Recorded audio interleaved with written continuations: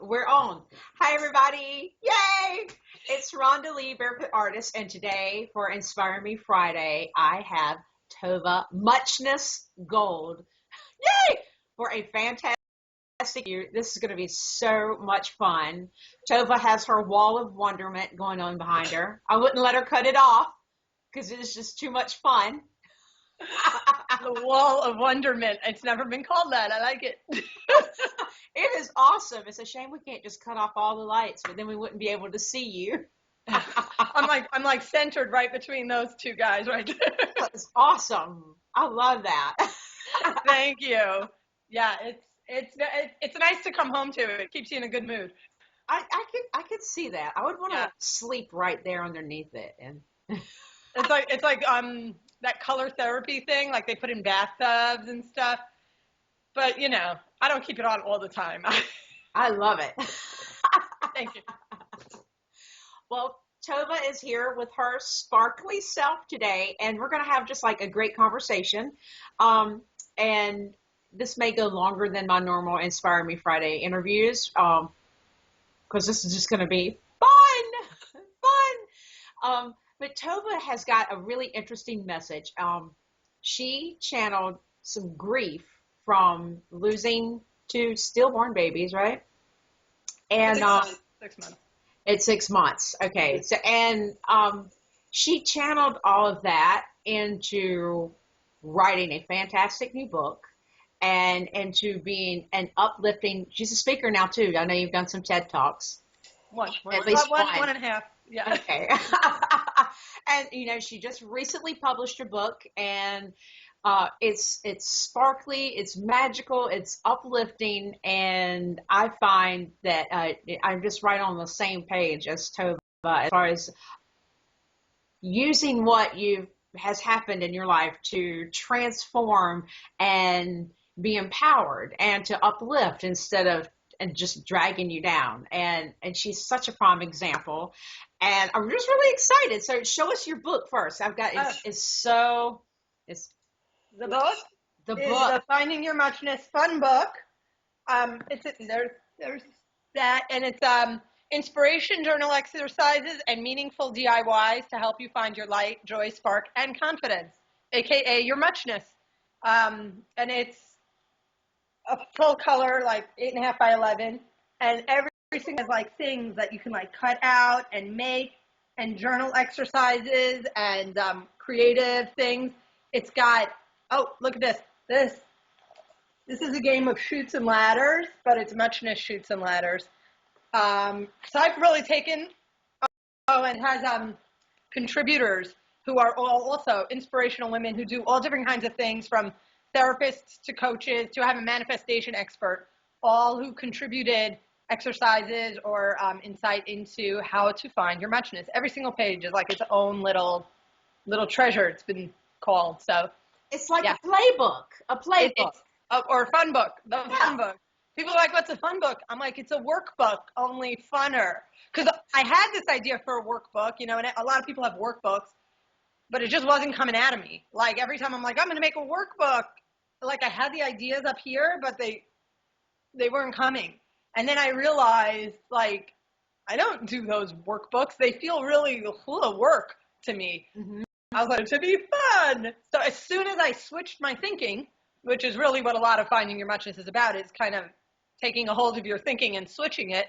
I was like, oh, that's a fun book. And it just literally fell out of me. It was marinating in there for so long. It just needed the right essence to fall out, and then boom, it existed. It was pretty exciting. I love it. So now what we're going to do is we're going to back up a little bit. Now that I completely jumped the gun because I'm like, show your book. It's so pretty. I want you to start with the concept of muchness so everyone can kind of understand where all of this is coming from. Okay. Define that, describe that. Let us know how that started for you. Okay. Well, the word muchness, the idea of muchness originally comes from, I don't know originally, but from the movie Alice in Wonderland, where the Mad Hatter says to the character of Alice, you used to be much muchier. You've lost your muchness. And then in the movie, Alice embarks on a journey to find her muchness. Now, I'm going to be honest. I've never seen the movie. I am afraid to watch that movie because my head is so filled with what this to me that I don't even want to know what it is in the movie. But it's that. It's that idea that we all have this muchness inside of us. So I back in 2009, as you mentioned, I had a loss. My second pregnancy ended. I was carrying identical twin girls, and they were stillborn at 6 months. And after they passed, I kind of just sank into darkness, and I was in grief. And I mean, it's hard when you're like, I'm feeling good now to kind of really go back there on demand. But it was a very, very dark time. And thankfully, I got pregnant again soon after my loss. And I was still in grief, pregnant, and I wanted to do something for my baby that I was carrying. She was like a little light inside of me, and I was just like cloaked in darkness.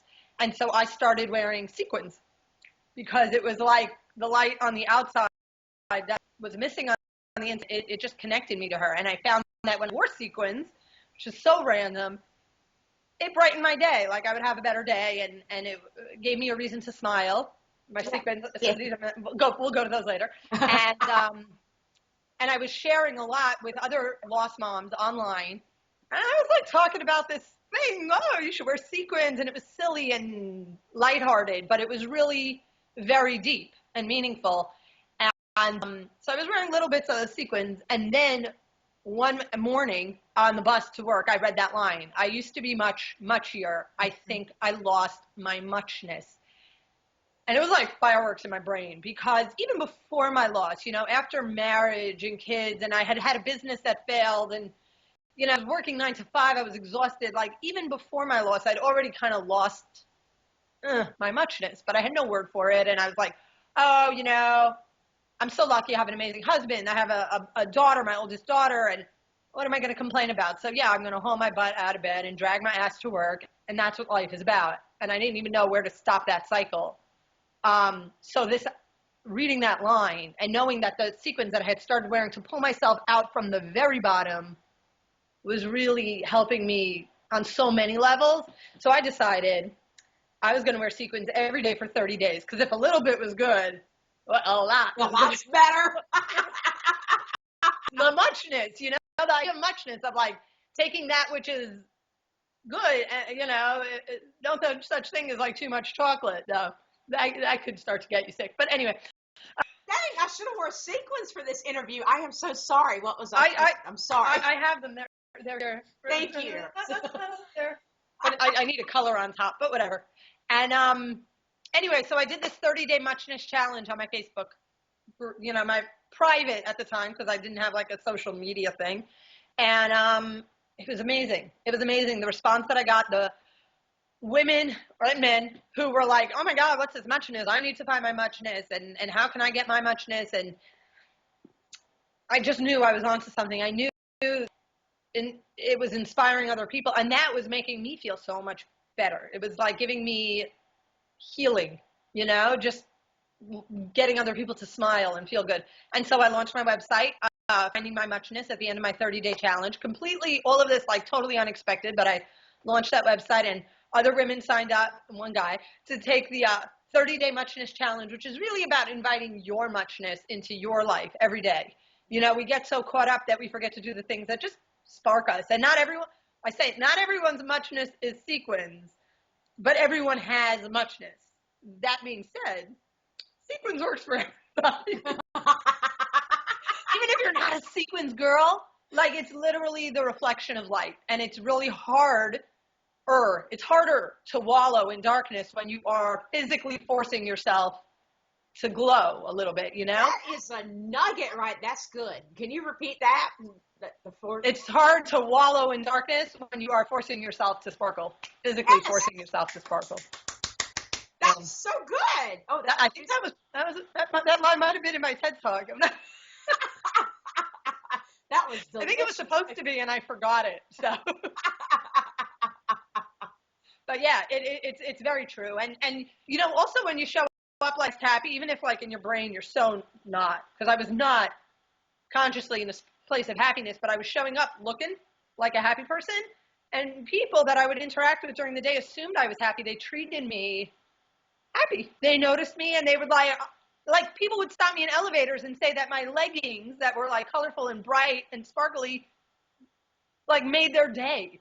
Like that's crazy to know that just by showing up, you're brightening someone's day. And I didn't say a word. I just walked out the elevator wearing a little bit tacky pants. I'm gonna go change my clothes in a minute. No, I just from when you said this, it triggered a thought. My aunt owned a formal wear shop, a bridal store, and so like I have this tiara for brides that oh girl, it's nice, all pearls and sparkles, and I would wear that around town every now and then when I was having like a really rough day, And so you are so right. And I need to go put that thing on today. I mean, it's awesome. That's what you made me want to make a muchness tiara. Okay, there's your next job. I'm a product person, so everything I hear, I'm like, what kind of product? Like that's where I come from a product world. And so to me, it's all about like what sparkly product things, jewelry or the muchness bands. These are the first thing I ever made around the muchness. They're sparkly little accessories, and they've got. I'm going to take it off. On the inside, inspirational quotes. Mm-hmm. This one says, be yourself. Who else is better qualified? And then it's got a little pocket for an affirmation or I call them wish strips to put like your dream wishes. And, people at the beginning, especially, like, I am not a sequins girl, but I love this idea. I was like, well, everyone could wear a muchness band, and you see it sparkling, and it's like a kickstart to remember, oh, let me see the light. Like it's a choice. Like I'm going to choose to see the light right now in this minute that maybe kind of sucks. Yeah, that's awesome. That's awesome. Yeah, thanks. It's so much fun. I just really want to change my clothes so bad right now. Don't look at what I have on. Pajamas are also good around the house. Cozy socks. Those are kind of muchness, So people can get the bands from your website? Yeah. Okay. Available in my store, shop.findingmymuchness.com. And each of the different colors has a different sentiment attached to it. So whether it's healing or strength or, abundance or whatever it is that you really want to manifest in your life, it's sort of meant to connect with that. And then the quotes on the inside reiterate that point. So you can pick the quotes. For each color, I have got 3 quotes that are related to the sentiment, or you can actually put your own quote. Like I've made bands for women with, names of people that they've lost inside or quotes that are especially meaningful to them. So they can put that right in the shopping cart when they go purchase it. And I design them all myself. Like I create different artwork for it, and I try to make it, well, pretty, but also connected to the concept of whatever it is that they're trying to convey with their quote. Awesome. Well, this is really good because this is going to kind of make a connector to something else that I want to bring up. The visual cue that people are getting from the sparkles or whatever. We discussed something like this before the video started as far as the visual cue and the energy that houses, your book. So we're going to kind of transition to that because I also have a product business. My product's back there, and all of my people are familiar with my spirit mist. But when people have something physical that they can hold, it's tangible, or the visual cue of the sparkles or whatever, and how that reframes and that energy, I think that kind of transforms stuff to another whole level. So let's transfer now to what the energy of that book is, and how has this changed since you now have a physical book like this? Yeah, so having, for a long time I've been doing this, and it even though I've had these products, I always felt like there was like a learning curve almost to kind of get there, to understand that people who wear these and like the response that I get is like people push themselves outside their comfort zone. They'll like put it on and it connects them to themselves, because muchness is all about your own inner muchness. But the book has been really great. Like people are buying it that are new to the community. They come to the site right away, they get it, and they can take the book, and it really packages it up. The whole idea of muchness, of your muchness, and of being able to be able to find that inside of you, and we all have it, and give you the tools and give you the insight all in one little place. And it's really interactive, so it doesn't just tell you. It's not just like reading. It's like there's stuff to read, like here's me, my story and my pre-muchness, journey of like where I was and not having a word for that thing that used to make me feel like I could do anything, that just kind of I lost. And then like little like actual DIYs, like this is to put on your door when you need some me time, because everybody needs some me time and we don't take it. So it kind of takes this whole idea and really makes it, like you said, like something you can own and do and engage in and wrap your hands around. And I love it. And I love the response I'm getting. Yeah, and you're moving into like a whole right brain approach too, with them letting them get creative within your book and everything. So I see that. Okay, so my nerdy educator is going to come out. I just see like this is just so concrete, whole brain approach for people. Like, okay, they read it and they understand, but then they get to kind of get their hands on it and interact and do, and then you've got all these beautiful visual triggers of the book, the physical book, and then I just think you've done a great job of putting this all out. I mean, I'm so impressed. I'm so inspired.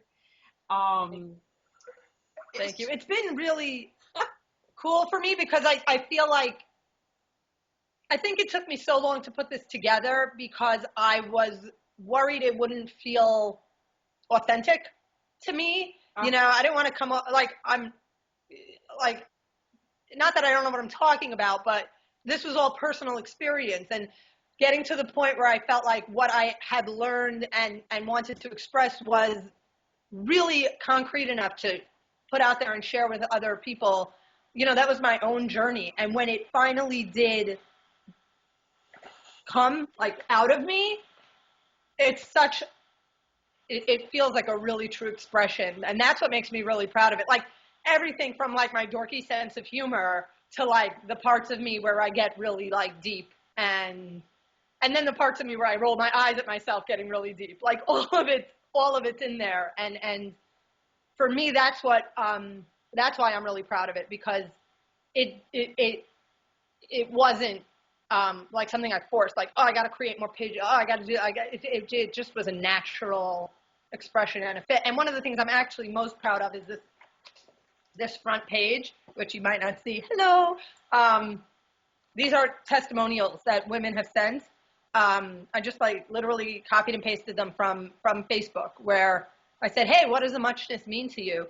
And, I've gotten emails over the years and like people send me things that just make me cry and like, oh my God. But then to take all of them and put them together on one page and just read through how the muchness, how just the knowledge that this exists and the belief that it exists inside of you has given these women permission to pull it out and express it, and it's changed their lives, and it's right there in black and white for me to read even. It just gets me. I know that I need to share it with more people, because I know more people need this, because it's not about me and my muchness and this thing. It's about each individual person knowing it's there and just having the confidence to a tiny little bit, a teeny, like I talk about your muchness moments. There are these like minute little seconds in the day that we just ignore. For me, it was like literally looking down at my feet. And if my feet were wearing like ugly black blah shoes, that moment did nothing for me, but maybe reinforced my blah. But when I put on sparkly little, heels, I would look down and I'd create a moment for myself that means something. It's not about the superficialness of buying stuff, but it's about the moment that you create for yourself in some form of self-expression, of joy, whatever that may be for you. Beautiful. Oh my God. Look at me. Sometimes I open my mouth and the craziest stuff will No. That's why now when I lead groups, I have a little microphone I pin on on a digital voice recorder because like a nugget will come out and I'm like, where did that come from? That was good. Did anybody write that down? You know? So I record it. And it's a crappy day, so I'm gonna like dress a lot better whenever I go to the store in a minute. I have a sequins rainbow colored hat that I bought in a kid's store that when I put it on, sometimes for a second, I feel not insecure, but a little loud. You know, I feel like, oh, do I really want to attract this kind of attention to this hat, you know? Yet, every single time I wear it, and I go like to the supermarket on a rainy day, people smile at me. You know, like, old lady will come over to me and be like, I love your hat. It's so cheerful, you know, and I forget I'm wearing it because I can't see it. But when I get to the checkout counter and the checkout person perks up and looks at my hat, like I feel it, you know, and it's a thing. Yeah, that's a gift though. Really, that's your gift, Tova. You just brighten up. But anyone can wear that hat. You just have to get over the fact that it's a little loud. It'll cheer people up around you. It's like you start to emit energy that you didn't know you were carrying for so long. Honestly, I felt invisible and I felt like whatever, you know, I get in the elevator just like all the other people in the elevator, and everyone who's a Monday morning elevator in Manhattan is not. And yet, when I started doing this, it wasn't me. It was these little choices I was making to be the person who had a little bit of energy to them. And now people tell me all the time, like, oh, you have such positive energy, like this and that. Like, nobody ever used to say that to me. Like, they say it to me, and I'm floored. Like, I'll be in a group, like, I'll go to, like, a networking thing, and I'll receive that feedback. Like, I noticed you had this energy or this spark, and I don't necessarily have to be wearing sparkles, though I usually am, but still. And it's not something that I have, I don't believe. I think it's something that I choose, and then it just becomes a natural fit. And I think everybody can have that, use that, I think. I believe that. Oh my gosh. Okay, I got to say this while it's recording so like everybody can hear this. I have to do something with you.